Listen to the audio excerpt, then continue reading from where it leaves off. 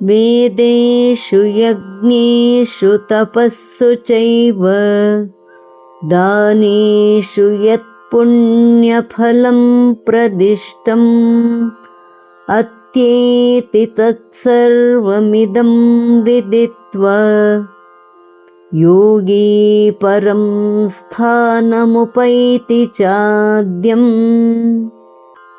The yogi who realizes this transcends the fruit of material deeds associated with the study of the Vedas, yajnas, austerities, and charities, and reaches the supreme primordial abode.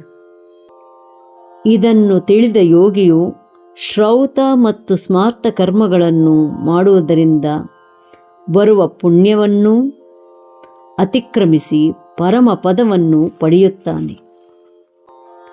ವೇದೇಷು ಯಜ್ಞೇಷು ತಪಸ್ಸು ಚೈವ ವೇದೇಷು ಯಜ್ಞೇಷು ತಪಸ್ಸು ಚೈವ ವೇದೇಷು ಯಜ್ಞೇಷು ತಪಸ್ಸು ಚೈವ ದಾನೇಷು ಯತ್ ಪುಣ್ಯಫಲಂ ಪ್ರದಿಷ್ಟಂ ದಾನೇಷು ಯತ್ ಪುಣ್ಯಫಲಂ ಪ್ರದಿಷ್ಟಂ ದಾನೇಷು ಯತ್ ಪುಣ್ಯಫಲಂ ಪ್ರದಿಷ್ಟಂ ವೇದೇಷು ಯಜ್ಞೇಷು ತಪಸ್ಸು ಚೈವ ದಾನೇಷು ಯತ್ ಪುಣ್ಯಫಲಂ ಪ್ರದಿಷ್ಟಂ ವೇದೇಷು ಯಜ್ಞೇಷು ತಪಸ್ಸು ಚೈವ ದಾನೇಷು ಯತ್ ಪುಣ್ಯಫಲಂ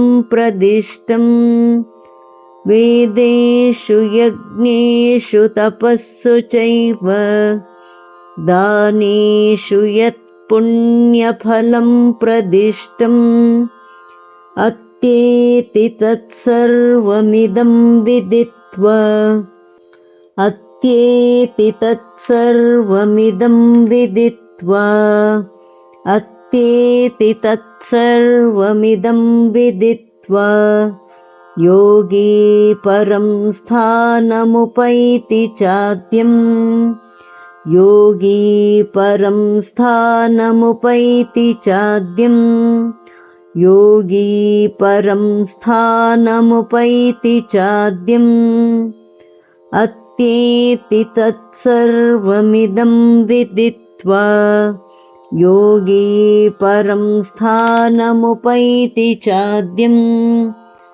ಅತ್ಯೇತಿ ತತ್ಸರ್ವಮಿದಂ ವಿದಿತ್ವಾ ಯೋಗಿ ಪರಂ ಸ್ಥಾನಮುಪೈತಿ ಚಾದ್ಯಂ ಅತ್ಯೇತಿ ತತ್ಸರ್ವಮಿದಂ ವಿದಿತ್ವಾ ಯೋಗಿ ಪರಂ ಸ್ಥಾನಮುಪೈತಿ ಚಾದ್ಯಂ ವೇದೇಷು ಯಜ್ಞೇಷು ತಪಸ್ಸು ಚೈವ ದಾನೇಷು ಯತ್ ಪುಣ್ಯಫಲಂ ಪ್ರದಿಷ್ಟಂ ಅತ್ಯೇತಿ ತತ್ಸರ್ವಮಿದಂ ವಿದಿತ್ವಾ ಯೋಗಿ ಪರಂ ಸ್ಥಾನಮುಪೈತಿ ಚಾದ್ಯಂ ವೇದೇಷು ಯಜ್ಞೇಷು ತಪಸ್ಸು ಚೈವ ದಾನೇಷು ಯತ್ ಪುಣ್ಯಫಲಂ ಪ್ರದಿಷ್ಟಂ ಅತ್ಯೇತಿ ತತ್ಸರ್ವಮಿದಂ